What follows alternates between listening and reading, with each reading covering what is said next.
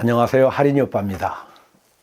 제가 엊그제 영상에서 통나무집 20평 500만 원에 지었다, 이런 얘기를 했는데 많은 사람들이 댓글을 달 줄 알았습니다. 댓글 안 달리대요. 별로 신기하지 않았나? 통나무집 500만 원에 지은 기적.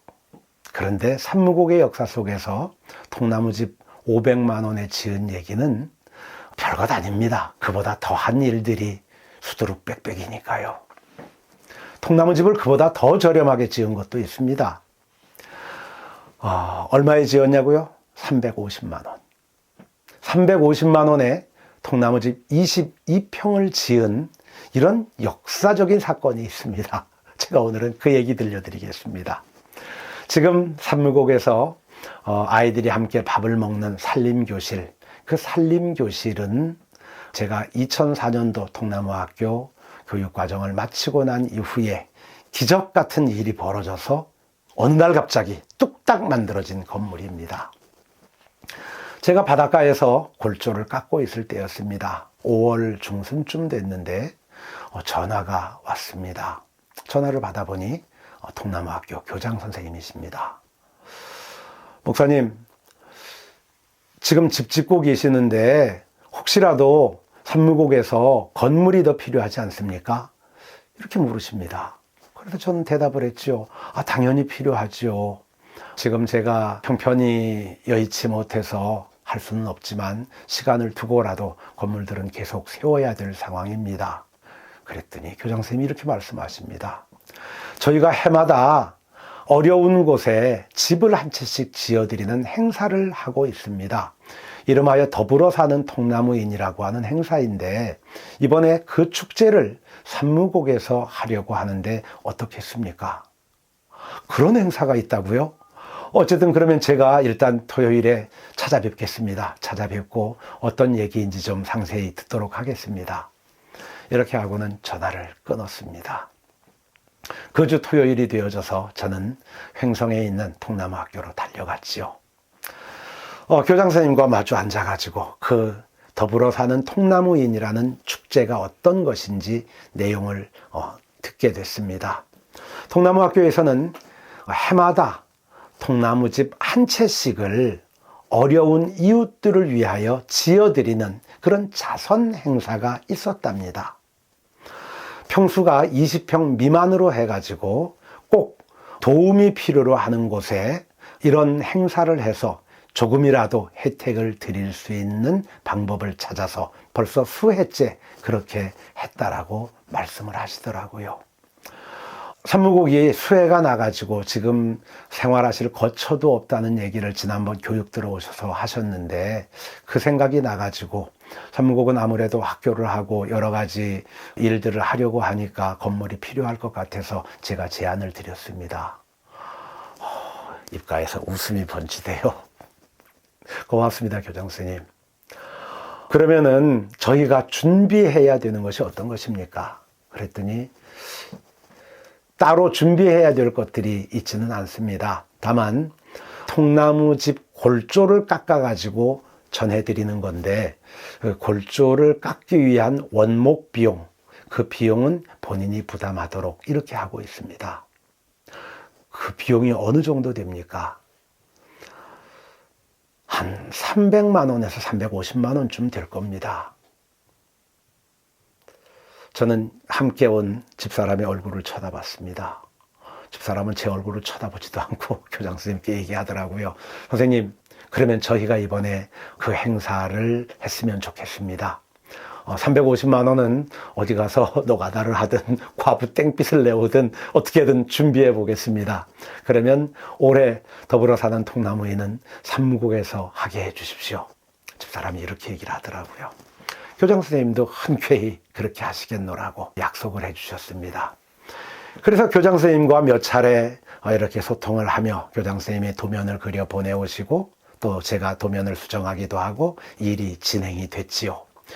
6월 달이 되면 장마철이 시작이 되지요. 그래서 통나무 집 짓는 로그빌더들에게는 장마철이 휴가 기간입니다. 더불어 사는 통나무인이라고 하는 집짓기 행사는 바로 이 장마철에 한국통나무학교에 모여가지고 도면대로 골조를 깎고, 로그빌더들 한 10명 정도만 모이면 20평짜리 집은 5일이면 골조를 다 깎습니다.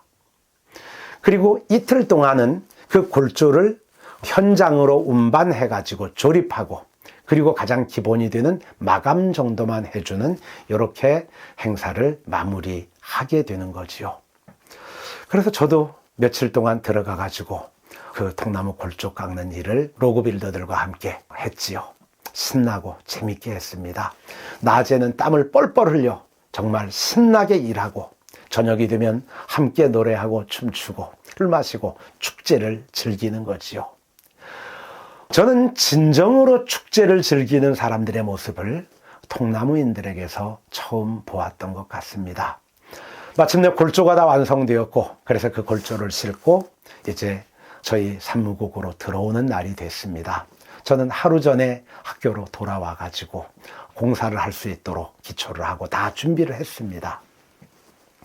아침이 되어서 골조를 실은 차가 들어옵니다. 그리고 조금 있다 나니까 또 한 대의 15톤 트럭이 뭔가를 잔뜩 싣고 들어옵니다. 교장 선생님께 여쭤봤죠. 선생님, 저건 뭡니까? 아, 예, 마감할 자재입니다. 선생님, 저희는 마감재를 주문하지 않았는데요. 그랬더니 교장 선생님이 웃습니다. 여기 지금 와 있는 사람들이 다 전국에서 내놓으라 하는 통나무 빌더들입니다. 다 사장님들이지요. 그런데 이 사람들이 고정적으로 거래하는 거래처가 있을 거 아닙니까? 이 사람들이 거래처에 가가지고 이 행사의 얘기를 했던 모양입니다. 그랬더니 그 거래처의 가게들마다 서로 어떤 집은 2x4 목재, 어떤 데는 2x6 목재, 어떤 집은 그 합판, 어떤 집은 방수 시트, 어떤 집은 아스팔트 싱글, 그런 통나무 집을 짓는 데 필요한 모든 자재들을 전국에 있는 로그빌더들이 찬조를 받아가지고 온 겁니다. 그걸 한데 모아가지고 지금 자재를 싣고 있는 트럭이 들어오고 있는 겁니다. 교장 선생님도 뜻밖의 선물을 저한테 전하시는 것처럼 기분 좋아하셨습니다. 신기했지요. 어쨌든 그렇게 해가지고 이틀 동안 조립을 하고 그 자재를 풀어놓고 마감을 하게 됐습니다. 교장 선생님은 7일 만에 더불어 사는 통나무인 행사를 마치고 산무국을 떠나시면서 제게 조금은 미안하다는 얘기를 하십니다. 끝까지 도와드리지 못하고 가게 돼서 집을 다 마무리해드리고 가면 좋은데 학교 일정이 있어서 그렇게 하지 못해서 죄송하다고. 저야 황송하지요. 자재까지 이렇게 갖다 주셨으니.